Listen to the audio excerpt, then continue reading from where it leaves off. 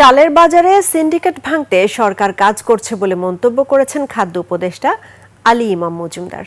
দুপুরে যশোর সার্কিট হাউসে খুলনা বিভাগের খাদ্যশস্য সংগ্রহ, মজুদ ও মূল্য পরিস্থিতি নিয়ে মতবিনিময় সভায় তিনি আরও বলেন, চালের দাম যাতে স্থিতিশীল থাকে সে লক্ষ্যে সরকার সরবরাহ বাড়াতে নানা উদ্যোগ নিয়েছে।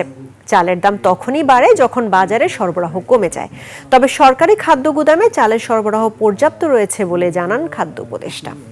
চালের দাম কিছুটা বেড়েছে, আমরা খবর পেয়েছি কিছুটা বেড়েছে, এবং কিছুটা আমরা এর জন্য যেগুলি হচ্ছে দুই তিন কারণ হয়। এক হচ্ছে মার্কেটে শর্ট হলে যা হয়, দুই নাম্বার কথা হচ্ছে যদি আমাদের সাপ্লাই পরিমাণ যদি কমে যাইতে যায় যা হয়। আসলে আমাদের সাপ্লাই লাইনের কোনো রকম ডিসরাপশন নাই। আর বড় কাটা হয়েছে যাতে কয়েক মাস হয়ে গেছে, এখন ধান টান শুকাইছে, একটু একটু সামান্য একটু বেড়েছে।